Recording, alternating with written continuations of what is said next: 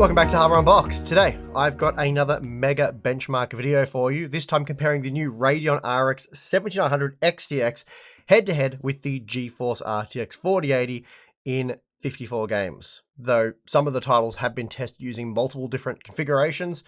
So in total, we have 62 game tests, and I've been reliably informed that that is quite a few. So we should probably get into it, but before we do, today's sponsor spot is brought to you by MSI's GeForce RTX 40 series of graphics cards and the epic PC case gear Unboxed 4090 gaming PC, aka the Balin PC. During a recent live stream, we built our video editor Balin, the ultimate gaming PC, which he's been using to mostly play Warzone 2 and Fortnite, and has been loving the blazing fast performance. And the best news being, you can now own the Balin PC. Now, the key component that enables this PC to blast through the latest and greatest games with ease is the MSI GeForce RTX 4090 Gaming X Trio 24GB graphics card, supporting all the standard RTX 40 series features such as ray tracing, DLSS 3, and NVENC with AV1 encoding. The Balin PC is also armed with an Intel Core i9-13900K processor on the MSI MPG Z790 Carbon Wi-Fi DDR5 motherboard, so for more information, please check the links in the video description. Okay, so for this testing, I've got my hands on the truly massive Gigabyte Aorus RTX 4080 Master, and I believe this is the largest graphics card on the market right now. I've certainly not seen anything bigger. It's currently retailing for at least $1,350 US, so a 12.5% above MSRP, which doesn't sound too bad, though it is a $150 premium. But given the size and weight, it kind of feels like you're at least getting that difference in the cooler. Then for comparison, we have the Gigabyte Aorus 7900 XTX Elite, and unfortunately Gigabyte isn't offering a master version for the 7900 XTX, but even so, the Aorus Elite is still a beast, and I'm sure many of you would argue, a more practical product in terms of dimensions and weight. Pricing for this particular model is unclear as it's yet to go on sale, at least at the retailers I checked, but I'd guess around $1,100 US will be the asking price for this one. Now for testing, the CPU used is the Ryzen 7 5800X 3D with 32GB of dual-rank, dual-channel DDR4 3200CL14 memory on the MSI MPG X570S Carbon Max Wi-Fi, and as usual we'll be going over the data for about a dozen titles before jumping into the big breakdown graphs. And the resolutions of interest for this one are 1440p and 4K, so let's get into it. Starting with Fortnite, which has recently been updated to use the Unreal Engine 5.1 and is the first game to do so.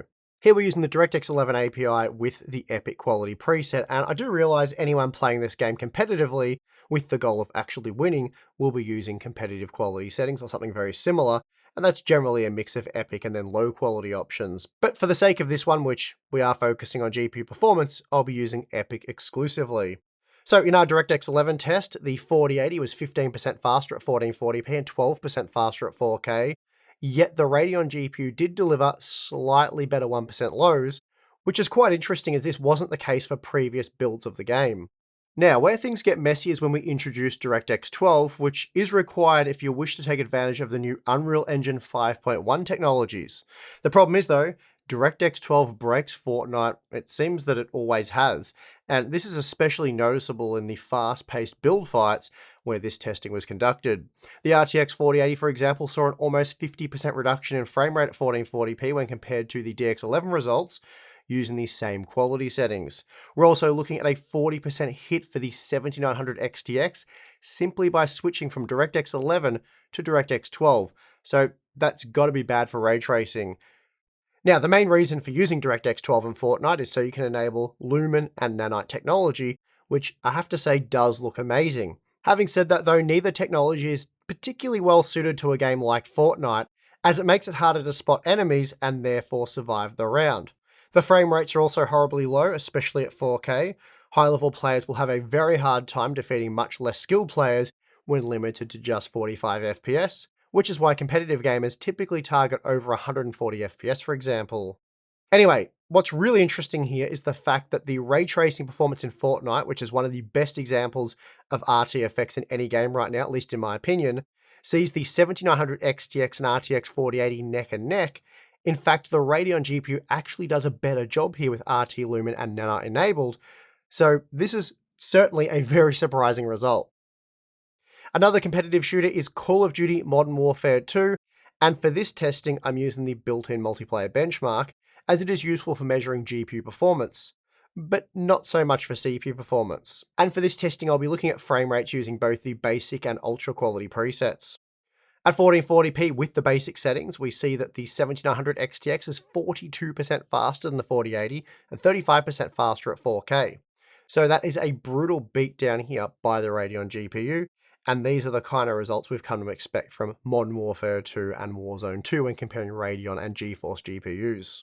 And the margins remain much the same with the ultra quality settings. Here the 7900 XTX was 40% faster at 1440p and 35% faster at 4K. Both are impressive gains and both will be very noticeable when gaming, especially the 4K results, though competitive gamers will certainly appreciate and enjoy the massive uplift at 1440p. Another game where I tested different APIs is The Witcher 3 Wild Hunt Complete Edition.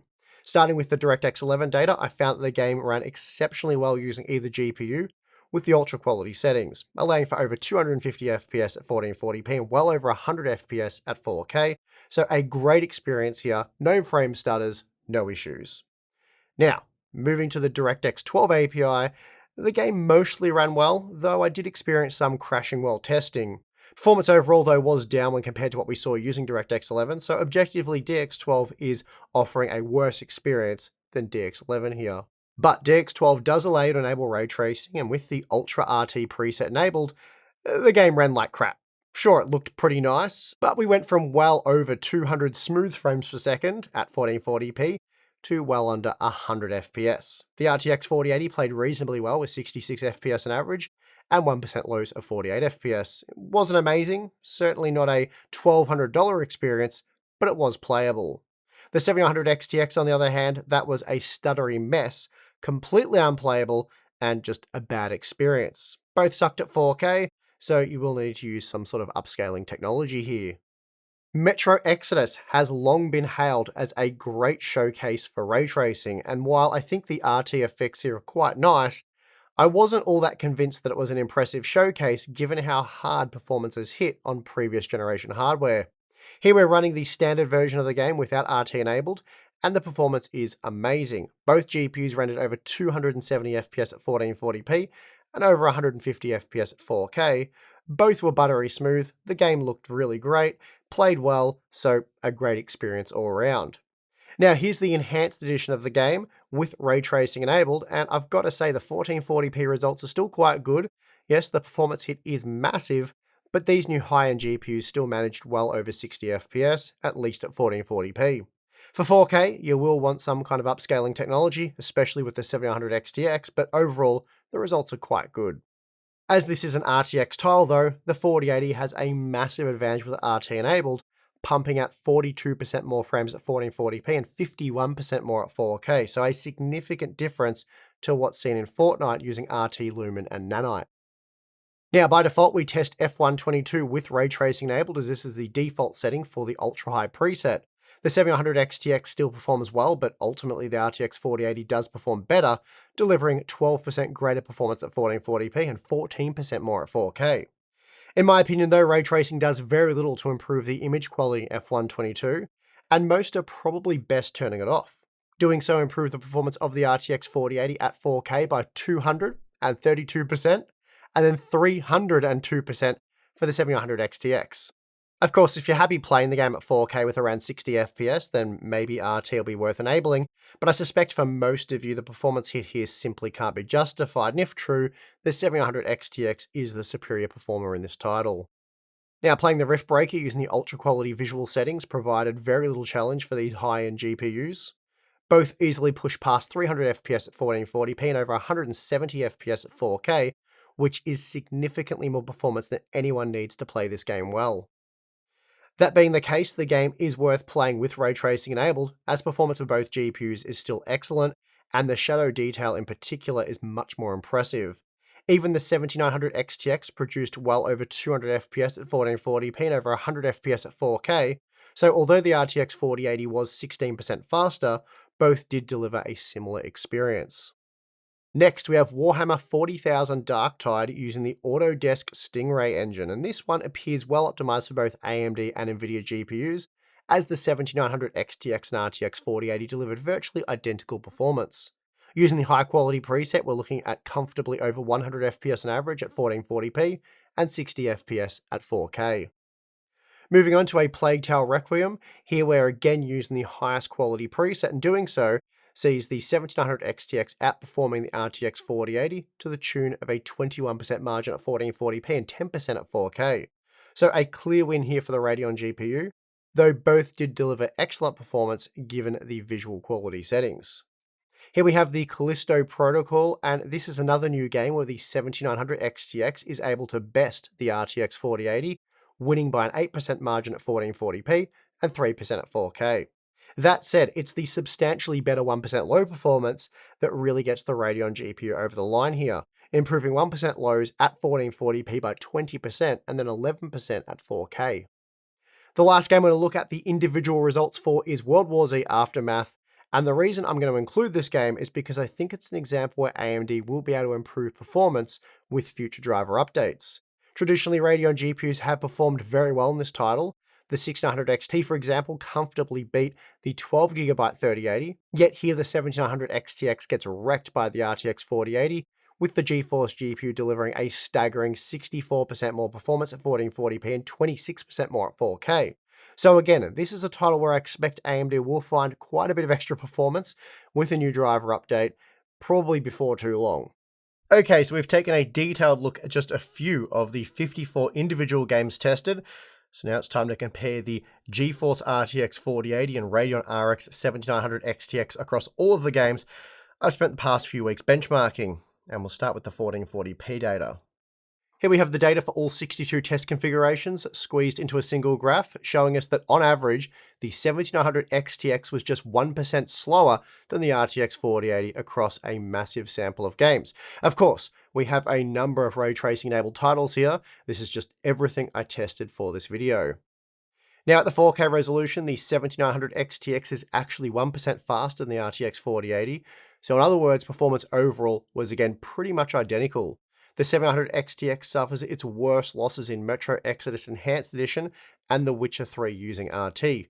Meanwhile, it enjoyed its greatest wins in Modern Warfare 2 using the basic or ultra quality settings, with solid wins in Borderlands 3, Death Stranding, Far Cry 6, and Assassin's Creed Valhalla.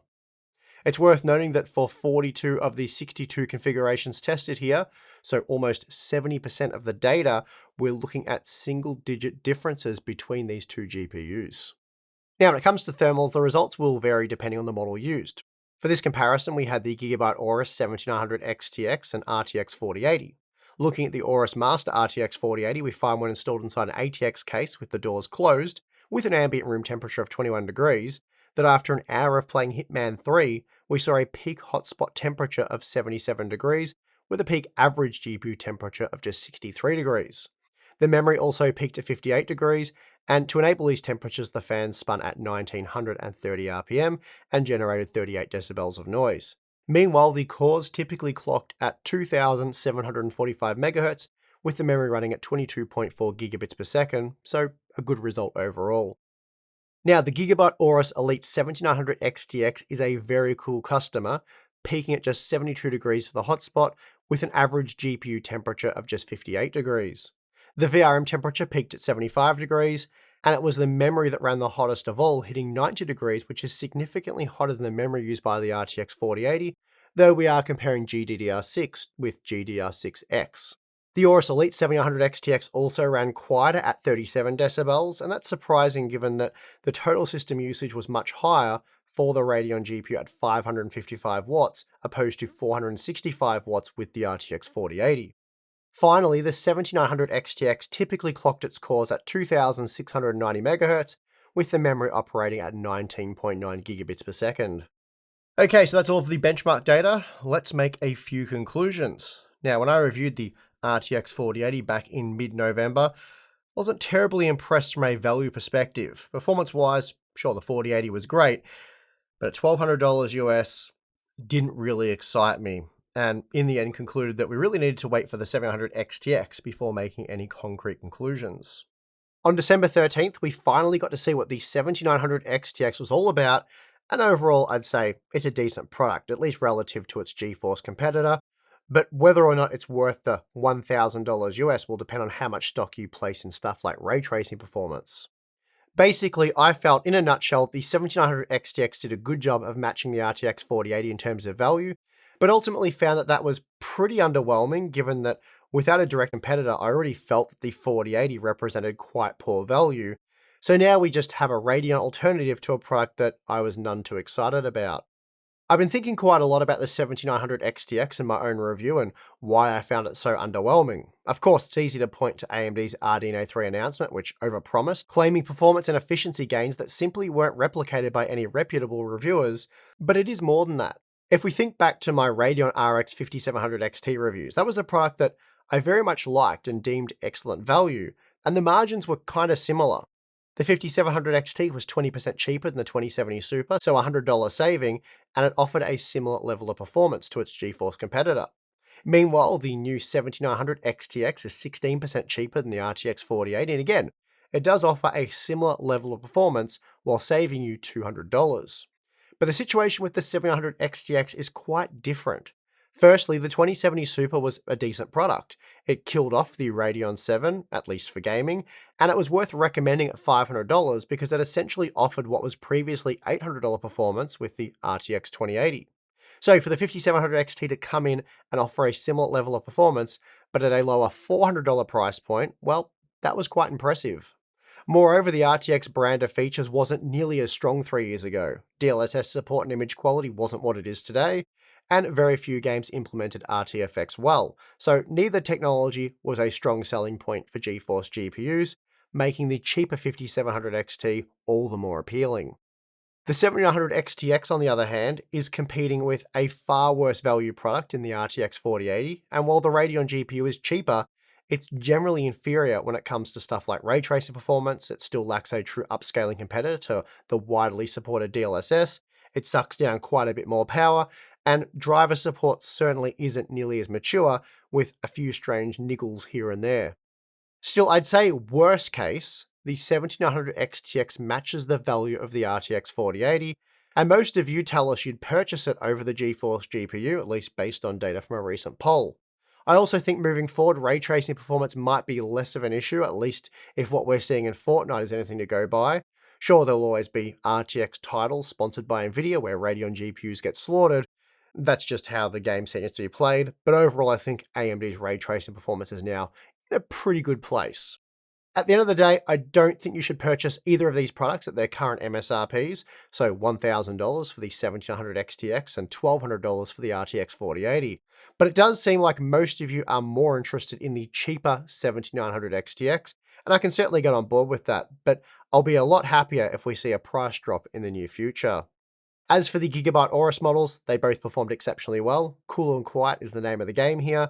The only challenge beyond availability is squeezing them in your case, especially the Aorus Master. Anyway, that is going to do it for this massive benchmark comparison. If you enjoyed this content and appreciate the work that went into it, then please do hit the like button for us.